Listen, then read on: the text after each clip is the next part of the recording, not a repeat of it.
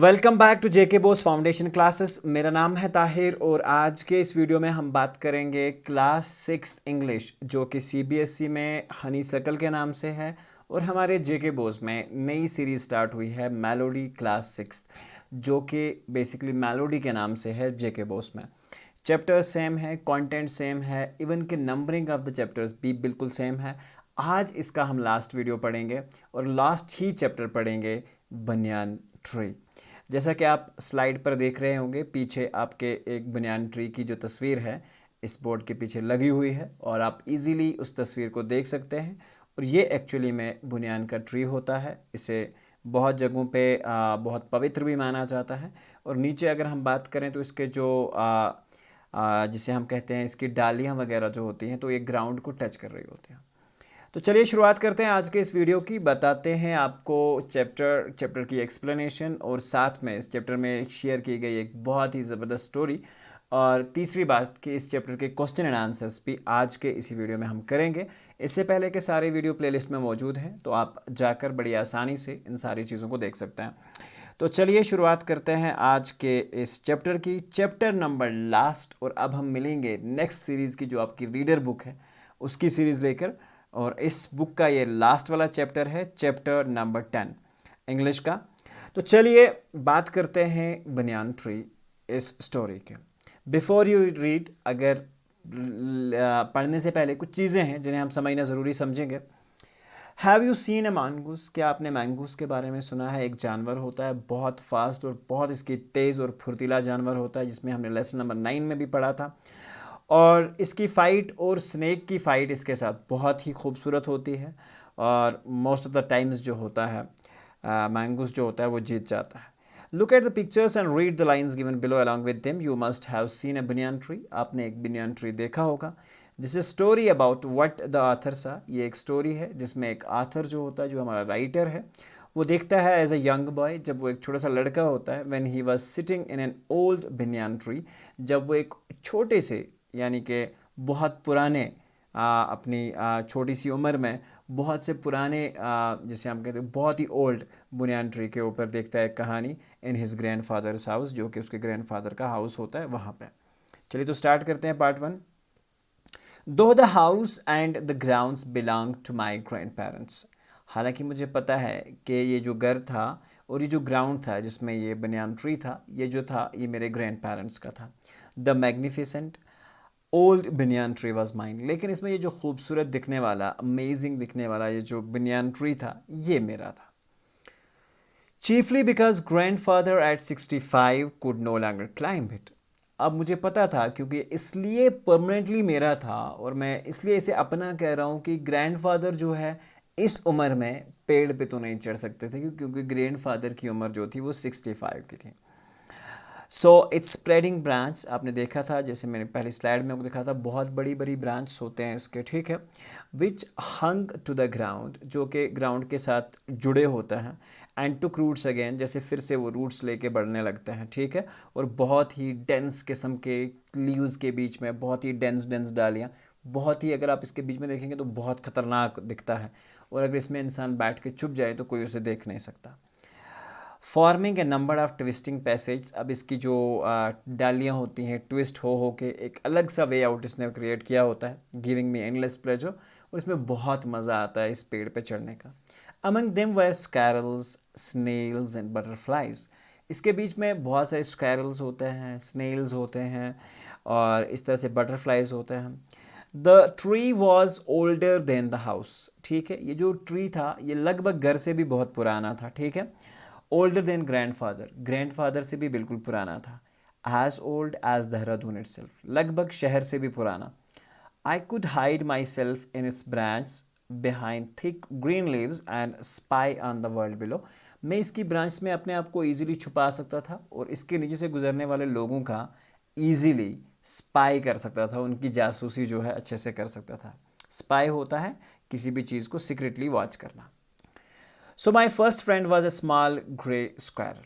तो इसकी पहली जो फ्रेंड बनती है वो एक स्क्वायरल होती है। आर्चिंग हिज बैक, क्योंकि स्क्वायरल अपने उसको बैक को जो होता है, जो उसका दुम होता है, उसे एक आर्च की तरह बना देती है, ऐसे पीछे उठा लेती है, ठीक है। काउंट कर देती है ऐसे, मतलब ये अगर स्क्वायरल का अगला वाला पार्ट आप समझो तो दुम को पीछे से ऐसे उठा के एक आर्च जैसा स्ट्रक्चर, आर्च बेसिकली कहते हैं जो घर के सामने वो चांद सा बना होता है दरवाजे के ऊपर, तो उसे कहा जाता है। तो arching his back and sniffing into the air, और फिर एयर में सांसें लेना, वो स्निफ करना, छींके लेना। Into the air he seemed at the first the recent my invasion of his privacy. तो मुझे कभी कभार ऐसा लगता था कि वो अपने इस प्राइवेसी में या अपने इस बनियान ट्री के ऊपर जब मैं भी चढ़ जाता तो उसे बहुत बुरा लगता मेरा वहाँ आना, उसे ये एक हमला आवर दिखता मैं, जैसे जैसे मैं उसकी प्राइवेसी में घुस गया हूँ, उसके घर में घुस गया हूँ। But when he found that I did not arm myself with catapult or air gun, तो ये समझती है कि जब उसे ये दिखता है कि मैं कोई गन या कोई भी ऐसी चीज़ लेके नहीं चलता जिससे उसे किसी भी तरह की कोई डिफ़िकल्टी हो, तो उसके बाद वो धीरे धीरे फ्रेंडली होना स्टार्ट करती है। He became friendly and when I started bringing him pieces of cake, जब मैं पीस ऑफ केक उसे देना चाहता हूँ या कुछ थोड़ी थोड़ी चीज़ें उसे मैं देने की कोशिश करता हूँ या बिस्किट देने की कोशिश करता हूँ, he grew quite bold and was soon taking morsels from my hand. यानी कि कभी कभार ये ऐसा भी करता, ब्रेड के या रोटी के कुछ पीसेस काट के हाथ पे रखता तो स्क्वायरल आके इसके हाथ से भी ले जाती, यानी कि शायद उसका फेयर ऑफ ह्यूमंस जो था वो कम हो रहा था। ठीक है, so he was delving into my pockets, कभी कभार वो मेरे पॉकेट्स के अंदर डीप, डेल्विंग का मतलब होता है बहुत डीप पॉकेट्स में अंदर चले जाना, जेब में अंदर तक घुस जाती थी। And helping himself to whatever he find, और अपने लिए कुछ भी चीज़ें, जो भी चीज़ें उसे मिल पाती उसे ईजिली वो ढूंढने की कोशिश करती थी।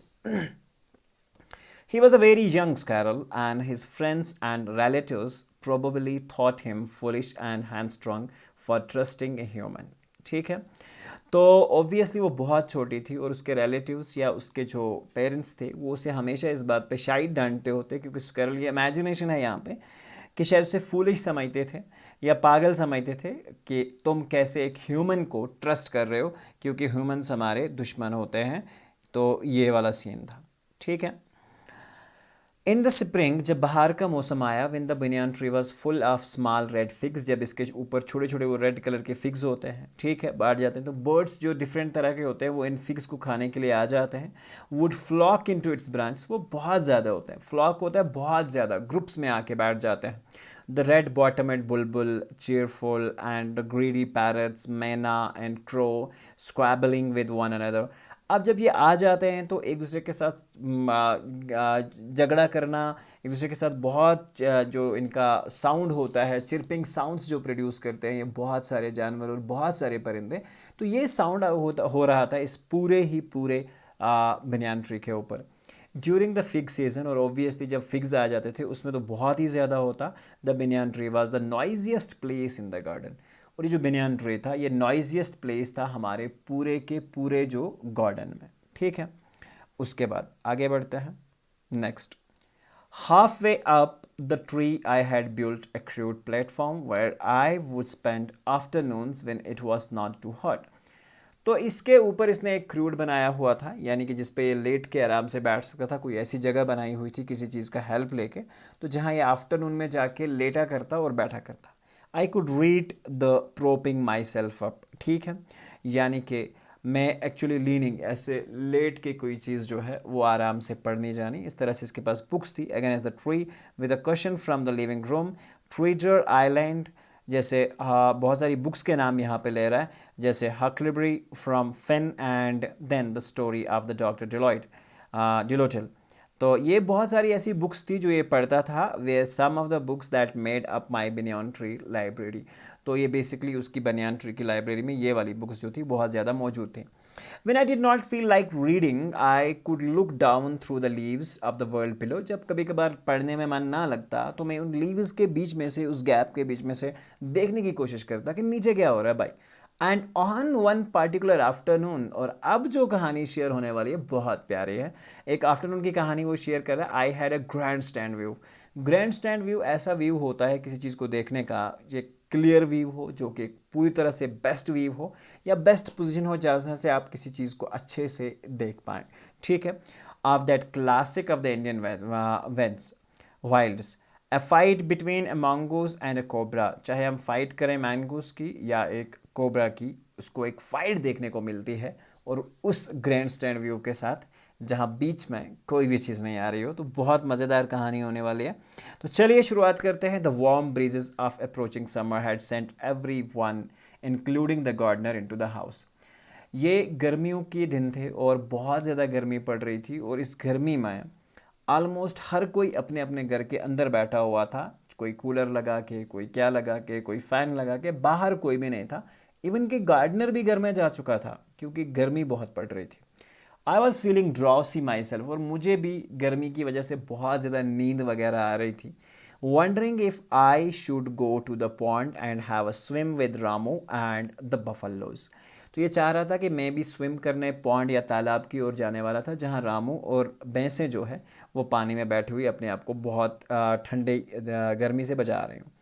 When I saw a huge black cobra gliding out of the clump of the cactus, at the same time the mongoose emerged from the bush and went straight for the cobra.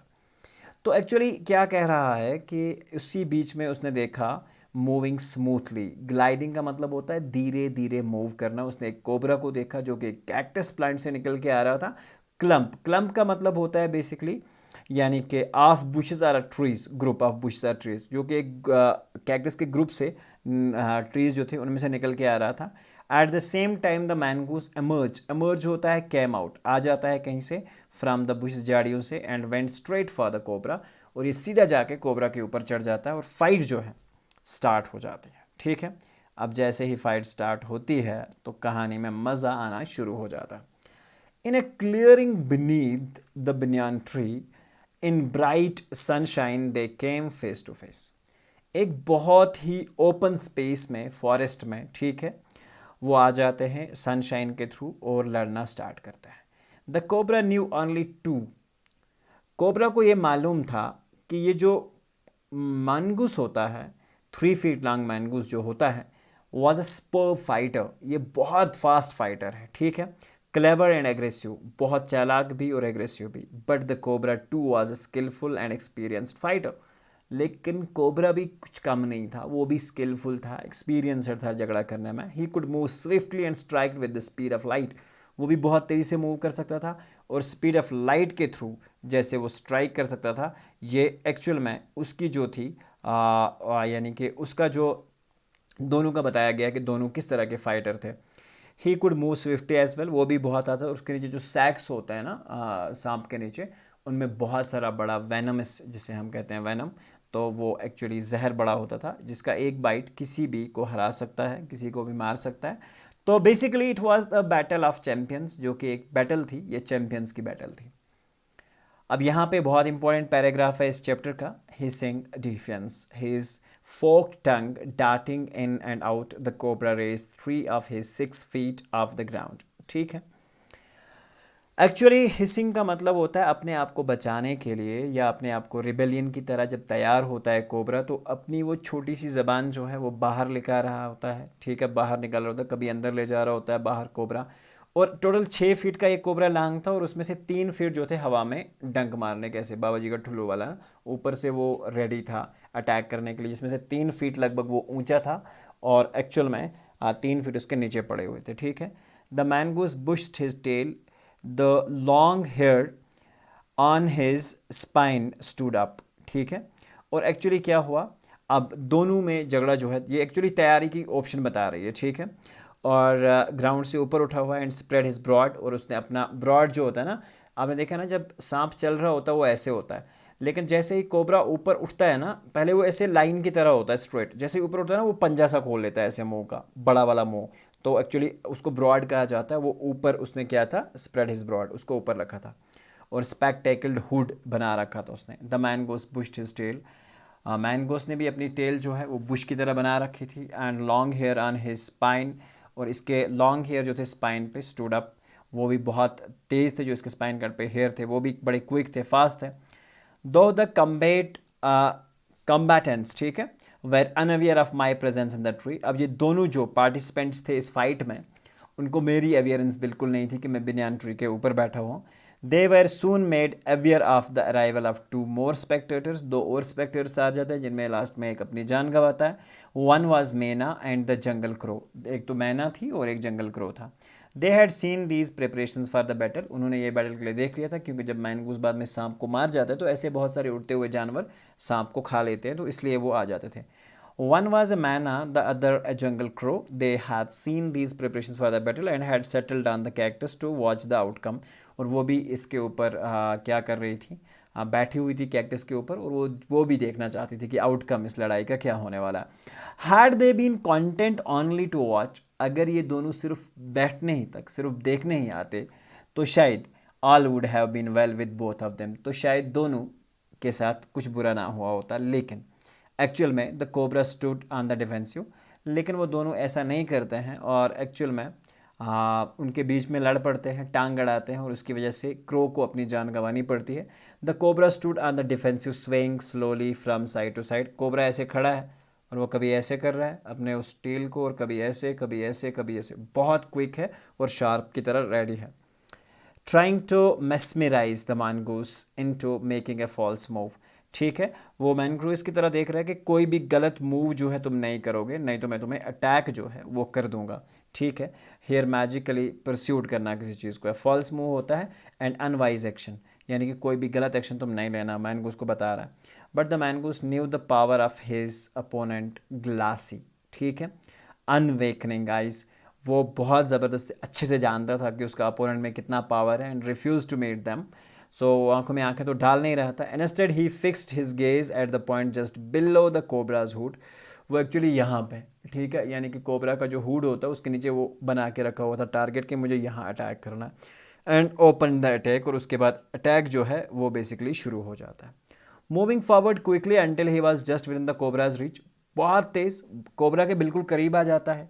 The mongoose made a pretended move to one side, और उसने एक move को किया one side में. Immediately the cobra struck, और जैसे वो एक तरफ मूव करता है तो कोबरा अटैक करता है, और इसी दौरान his great hood came down so swiftly that I thought nothing could save the mongoose, और ये इतना फास्ट आया कि मुझे लगा कि शायद मैनगूस बिल्कुल भी नहीं बच पाएगा. आथर कह रहा है but the little fellow jumped neatly to the one side, लेकिन ये तो बहुत तेज़ होता है, ये एक साइड में उस जाता है.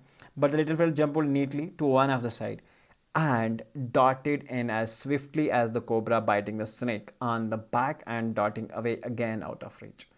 तो एक्चुअली क्या होता है, ये अब कहानी शुरू हो गई. तो कोबरा ने इसको एक तरफ अटैक किया, उसने पीछे से राउंड लिया, मूव किया, ऐसे बाइट किया और स्विफ्टली मूव हो गया. ठीक है, बहुत तेज़ होता है मैंगूस. ठीक है, उसके बाद at the same moment that the cobra struck the crow and the मैना hurled themselves at him only to collide heavily. अब यहाँ पे देखो क्या हो जाता है, ये बहुत इंपॉर्टेंट चीज़ है समझने के लिए. ठीक है, अटैक ओपन के बाद अवे अगेन जैसे शुरू होता है, और इसी दौरान क्या होता है that cobra struck the crow and sorry at the same moment that the cobra struck, जैसे ही कोबरा ने मैनगूस पे अटैक किया, द क्रो एंड द मैना हर्ल्ड देमसेल्व्स एट हिम. अब ये भाई साहब दोनों झपट्टा मार गए उसके ऊपर, only to collide heavily in the mid air, और इतना जल्दी इन्होंने कोलाइड किया कि ये मिड एयर में दोनों टकरा गए आपस में.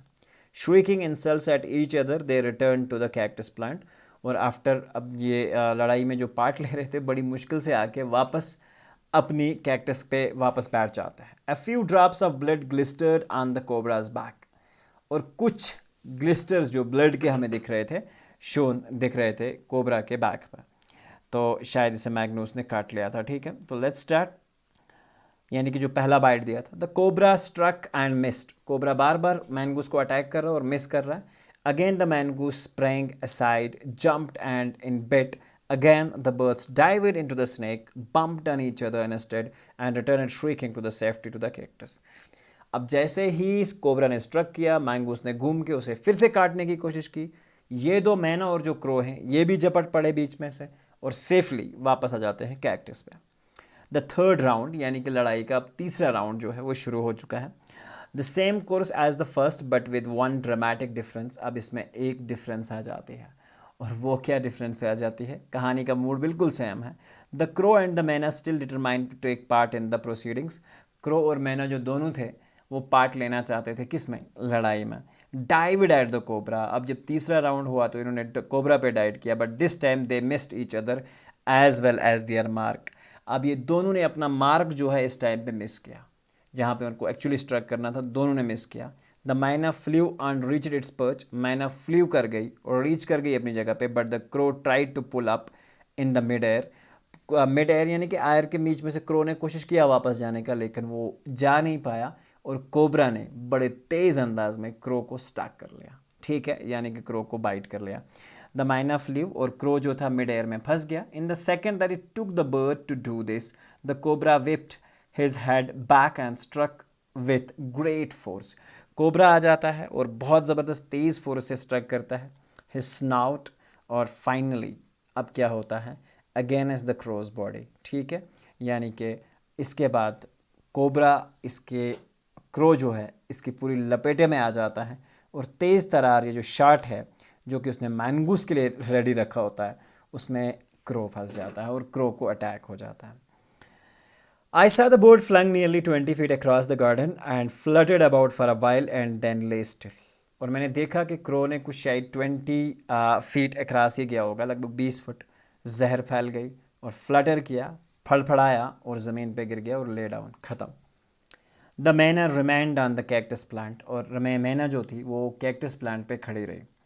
And when the snake and the mongoose returned to the fight very wisely, decided not to interface again, decided not to interface again। अब इन्होंने सोचा कि हम बिल्कुल भी कोई भी इंटरफेस नहीं करेंगे। कोबरा वॉज वीकनिंग, कोबरा अब धीरे धीरे कमज़ोर हो रहा था। And the mongoose walking fearlessly up to it, और फियरलेसली बगैर किसी डर के मैनगूस जो उस पर अटैक किया जा रहा था, raised himself on his short legs, जो कि अपनी छोटी छोटी टांगों पे बहुत फास्टली मूव कर रहा था।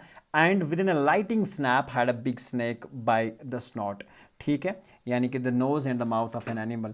तो धीरे धीरे करके उसने उसको काबू कर लिया। द कोबरा बाइट विथ, ठीक है, and lashed about in a frightening manner. Cobra बहुत फ्राइट में आ चुका था, बहुत उसकी सांसें वासें जो है वो चल रही थी बड़ी तेज़, ठीक है।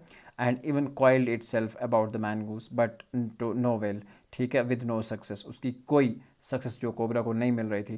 The little fellow hung grimly on until the snake had ceased to the struggle, and he then smelt along its equiding length, gripped it round the hood and dragged it into the bushes। और उसके बाद आखिरी attack करता है मैनगूस और उसे ले जाता है कहाँ पे, बुश्स के अंदर। तो यहाँ पे ये जो कहानी है वो एक्चुअल में एंड नहीं हो रही है, लास्ट स्लाइड में हम पहुँचने वाले हैं।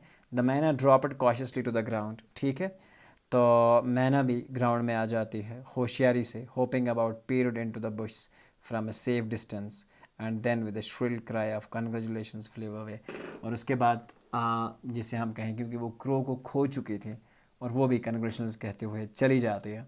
तो यहाँ पे ये रिस्कन बॉन्ड का लिखा हुआ एक्चुअली स्लाइटली जिसे हम कहते हैं एब्रिज्ड, यानी कि बहुत कम इसको चेंज किया गया है, ऑलमोस्ट बहुत सारे वर्ड्स जो है रिस्कन बॉन्ड के ही यूज़ किया गया है। So let's start with the question and answers part now. So बहुत सिंपल तरीके से बहुत फास्ट करने की कोशिश करूँगा। मैं नहीं चाहता कि वीडियो बहुत लंबा हो जाए, लेकिन हम चाहते हैं कि आपको एक ही वीडियो में दोनों चीज़ें बताएं। So ये एक इम्पॉर्टेंट फैक्ट रहता है यहाँ पे। Complete the following sentences writing with the text. The old banyan tree did not belong to the grandfather but only to the boys because old grandfather जो ओल्ड जो ट्री था वो अब ग्रैंडफादर का नहीं था, क्योंकि ग्रैंडफादर चढ़ नहीं पाते थे उस ट्री पे, और यही रीज़न था उसके पीछे, ठीक है। The small grey squirrel because is friendly became friendly, क्योंकि उसने जो उसके साथ रवैया किया, जो बिहेवियर दिखाया, तो जानवर भी दोस्त हो ही जाते हैं। इंसान तो ऑब्वियस है, बट जानवर भी अच्छे खासे दोस्त हो जाते हैं अगर आप उनके साथ व्यवहार बहुत अच्छा करेंगे तो। When the boy started to bring him pieces of cake and biscuit, the squirrel grew quite bold and was soon taking morsels from his hand। जब इन दोनों में बहुत दोस्ती बढ़ गई और जब इसने कॉन्फिडेंस जीत लिया, तो स्क्वायरल धीरे धीरे करके उसके हाथ से आके वो टुकड़ी रोटी के उठा के ले जा रहे करती थी। In the spring the banyan tree was full of small red figs and birds of all kinds। तो इस डैश में ये आ सकता है। The banyan tree served the boy as the library, वैसे जहाँ पे वो अपनी किताबें भी उस क्रूड जो उसने बना रखा था उसके ऊपर रखा था प्लेटफॉर्म पे। The young boy spent his afternoon in the tree when it was not too hot। जब ये टू हॉट नहीं था तब बेसिकली ये सारी चीज़ें होती थी, leaning against it and reading the story books, ठीक है, और स्टोरी बुक्स को रीड करना, वहाँ पे बैठ के पढ़ना, ये सारी चीज़ें। Next page, answer the following questions, it was to be a battle of champions, ये चैंपियंस की जंग थी, ठीक है। The what qualities did the two champions have? Pick out the words and phrases from the paragraph above this line in the text and write them down, ठीक है। समा यहाँ पे अगर आप देखें, mongoose was a superb fighter, clever and aggressive. Cobra की अगर हम बात करें, वो स्किलफुल था, स्विफ्ट था और एक्सपीरियंस्ड फाइटर था। So let's start with the question part now. What did the cobra, the mongoose do to show their readiness for the fight? Fight के लिए दोनों ने क्या क्या तरीके या क्या क्या शो अप किया हमें?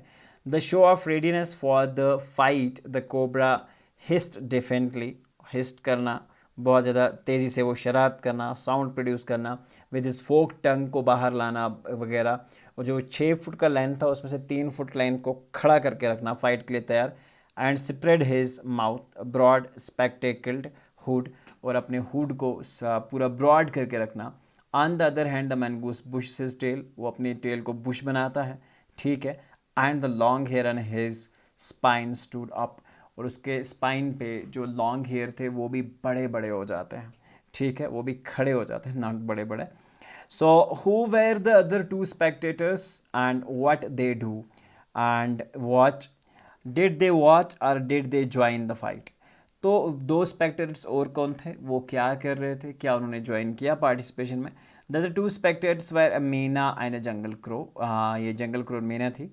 दे settled on the cactus to watch the outcome, वो भी इस कैक्टस के ऊपर बैठे थे आउटकम देखने। They were not content only to watch the fight, वो सिर्फ फाइट देखते ही नहीं रहे थे, वो इसमें पार्ट भी ले रहे थे, और उसी की वजह से एट द एंड क्रो को जो है अपनी जान गंवानी पड़ती है, ठीक है। सो आगे बढ़ते हैं।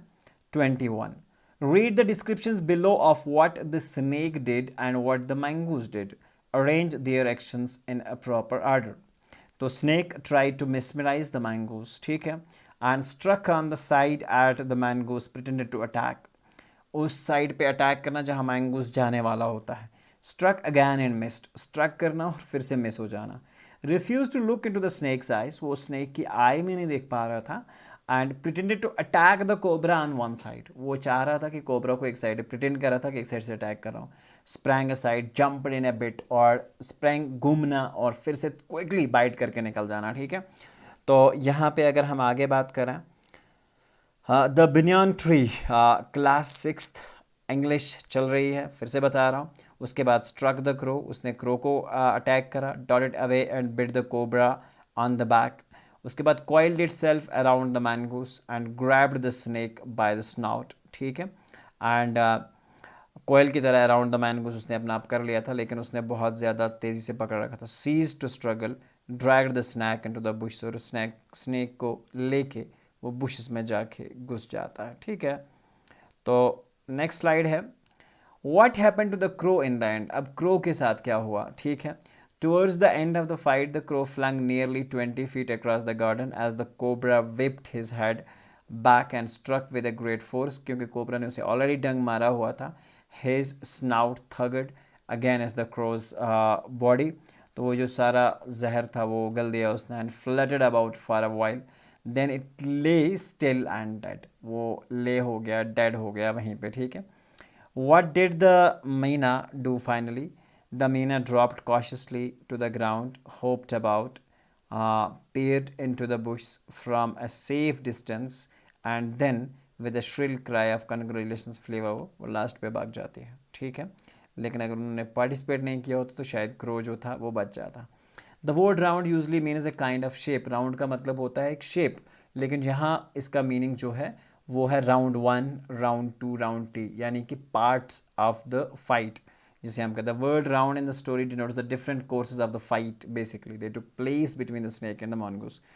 तो यहाँ पे find 5 words in the following paragraph which are generally associated with the trees, but here they have been used differently. Underline those words who have already these words here, and they are like dived, gliding, sprang, darting, whipped back, and delving. ठीक है। सो ये already हम कर चुके हैं। उसके बाद actually अगर हम बात करेंगे नेक्स्ट पार्ट की, and what is basically that कि make the sentences out of that. So what are they? When he began to trust me, the squirrel began delving into my pockets for morsel of cake. उसके बाद जो next है, I saw the cobra gliding out of a clump of cactus. The snake hissed for his forked tongue darting in and out. When the cobra tried to bite in, the mango sprang aside. The snake whipped his head back to strike the crow. The bird dived at the snake. ठीक है। उसके बाद जो next है, find the words in the story which show things striking violently against each other. The cobra struck the crow, his snout thudding against its body. The crow and the myna collided in midair. The birds dived at the snake but bumped into each other instead. ठीक है, तो ये हो सकते हैं collided, bumped and thudding, तो ये words हैं हमारे पास यहाँ पे। उसके बाद नेक्स्ट जो है,